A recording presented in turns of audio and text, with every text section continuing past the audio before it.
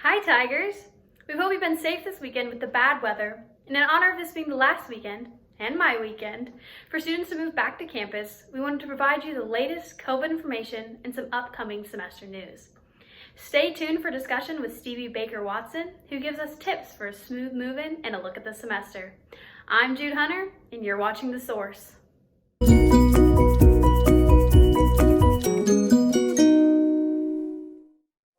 Hi, my name is Stevie Baker-Watson. I'm the Associate Vice President for Campus Wellness and the Theodore Catula Director of Athletics and Recreational Sports at DePauw University. It's actually been going quite well. We've got a little over 1,000 students on campus right now, and we'll move the rest of our on-campus students in within the next probably 7 days, as long as the weather holds up for us. Things have been going well. We've seen some localized outbreaks related to COVID on campus, but nothing that we weren't necessarily expecting. So no surprises on this end for us, other than we're still in the middle of a pandemic and we need to realize that. So for students to be able to move into campus housing or Greek chapter housing, they have to have proof of a negative PCR test prior to their arrival. Now, I had a lot of students request those tests from me and I sent them out, but not everybody necessarily followed all of the directions. So if you followed all the directions that I gave you, your test results automatically end up with me. However, if you didn't do the barcode and the tracking number in the affinity order, and our students should know what that is, the results don't come directly to me. So what I would tell students is that whether you got a test from me, or you said you were going to get a test on your own, or you've tested positive in the last 3 months, please do come to campus with a copy of those test results. So that way there's no delay when you check in. We've got a lot of information flowing to us, trying to organize it best we can. But sometimes things get caught up. If you email me, for instance, the night before you move in at 11:30, I may not see that when you move before you move in the next morning because of my other responsibilities. So make sure that you've got that in hand. The other thing I would say is that we still have a couple of students that haven't completed their housing agreements yet. So make sure you go into your housing portal and that you finish that information. And that's probably the two things that I would tell students to make it a smooth check-in, other than just plan ahead. You know, we've got quite a bit of snow on the ground right now in Greencastle. We think we might be expecting some more. So make sure that you plan ahead. Maybe you need to drive part of the way on Saturday, stay overnight, and then finish your drive on a Sunday. But just make sure you give yourself plenty of time so that way you can be safe.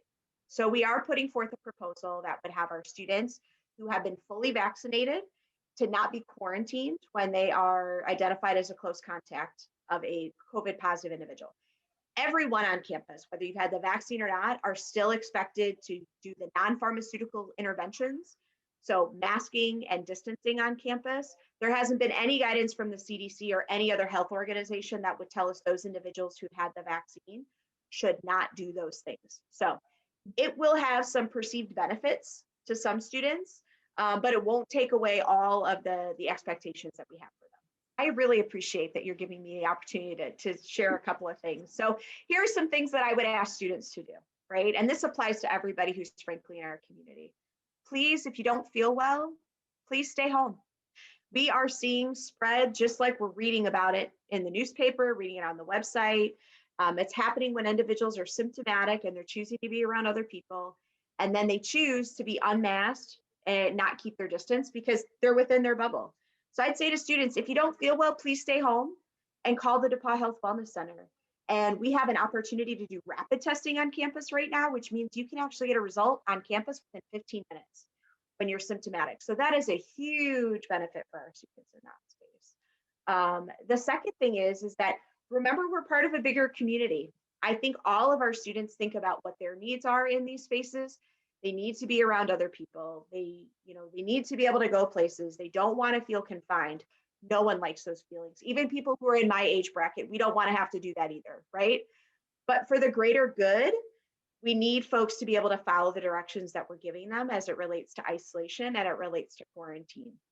So if you happen to find yourself in a space where you've tested positive or you've been identified as a close contact, please do follow the directives that we're giving you on campus, because the only way we're going to beat this right now is to actually stop the spread.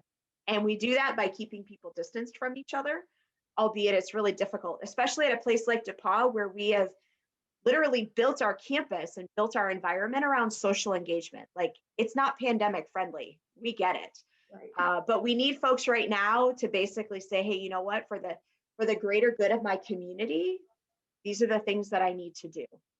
So those would be the two big things that I would emphasize to students, that and just please come back and share feedback with us, both good and bad.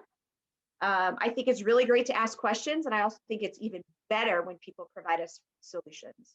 So if you have a solution to something and it fits within our COVID policy, please let us know. We're happy to give it a shot. We've got a lot of new activities going on this spring with student activities, so something different every night of the week. But I'm also going to say that what's attractive to me in my age bracket may not be attractive to you in your age bracket. So tell us what you want. Tell us what you need. I'm not going to make any full promises, but what I will do is promise that we'll listen and see if we can make some positive shifts for you. I was looking at the activities and they all look great. I think it'll be really good for student activities this semester. Thank you so much for meeting with us. You're welcome, Sydney. Thank you so much for talking with us, Stevie. Hopefully the information will be helpful for everyone, especially students living on campus this semester. Safe travels for those moving back this weekend, and we can't wait to see you. As always, subscribe to our YouTube channel and like us on Facebook. See you next week, Tigers.